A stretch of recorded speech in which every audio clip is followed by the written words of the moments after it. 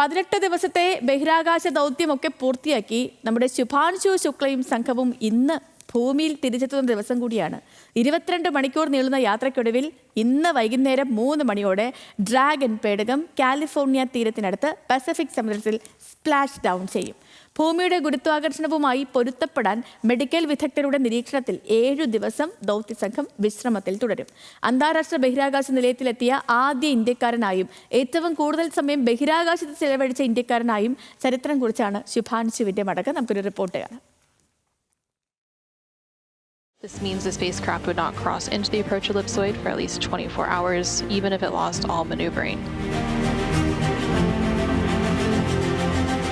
Indian ബഹിരാകാശ രംഗത്ത് പുതിയ ചരിത്രം കുറിച്ച് ശുഭാൻശു ശുക്ല ഇന്ന് ഭൂമിയിൽ തിരിച്ചെത്തും.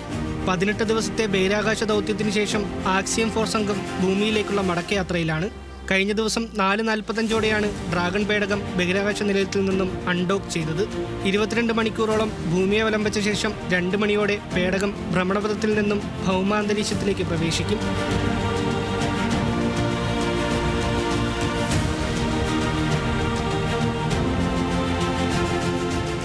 ഏകദേശം 1 മണിക്കൂറോളം നീളുന്നതാണ് ഈ തിരിച്ചിറങ്ങൽ പ്രക്രിയ.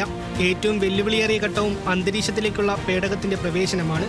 ഭൂമിയിൽ നിന്ന് 350 കിലോമീറ്റർ ഉയരത്തിലെത്തുമ്പോൾ ഡീഓർബിറ്റ് ബേൺ നടക്കും. മണിക്കൂറിൽ 28,000 കിലോമീറ്റർ വേഗതയിലാകും പേടകത്തിന്റെ സഞ്ചാരം.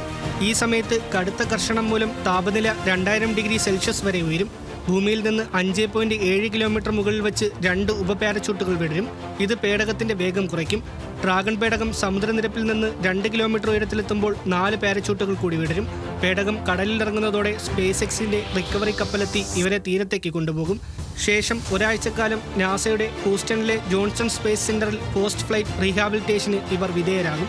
ഹ്രസ്വകാല ദൗത്യമായതിനാൽ തന്നെ മാസങ്ങളോളം ബഹിരാകാശത്ത് കഴിഞ്ഞവർക്കുണ്ടാകുന്ന ശാരീരിക ബുദ്ധിമുട്ടുകളൊന്നും ആക്സിയം ദൗത്യ സംഘത്തിനുണ്ടാവില്ല. ഭൂഗുരുത്വാകർഷണവുമായി പൊരുത്തപ്പെടാനാണ് ഈ വിശ്രമം. 7 ദിവസത്തെ നിരീക്ഷണ കാലയളവ് കഴിഞ്ഞ് ശുഭാൻശുവിന് ഇന്ത്യയിലേക്ക് മടങ്ങാനാവും.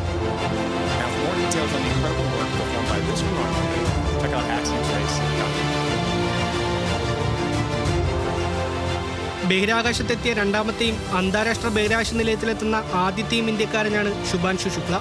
ഏറ്റവും കൂടുതൽ കാലം ബഹിരാകാശത്ത് ചിലവഴിച്ച ഇന്ത്യക്കാരനെന്ന റെക്കോർഡും ഇനി ശുഭാൻശുവിന്റെ പേരിലാണ്.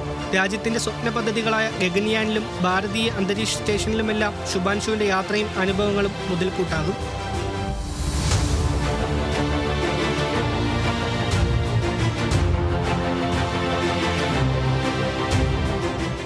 ജൂൺ 26-നാണ് ആക്സിയം 4 ദൗത്യസംഘം അന്താരാഷ്ട്ര ബഹിരാകാശ നിലയത്തിലെത്തിയത്.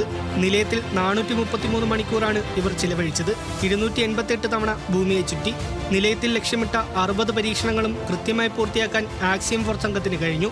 Mission commander Peggy Whitson, mission സ്പെഷ്യലിസ്റ്റുകളായ Slawosz Uznanski, Wisniewski, Tibor Kapu എന്നിവരാണ് ആക്സിയം 4 ദൗത്യത്തിലെ മറ്റംഗങ്ങൾ.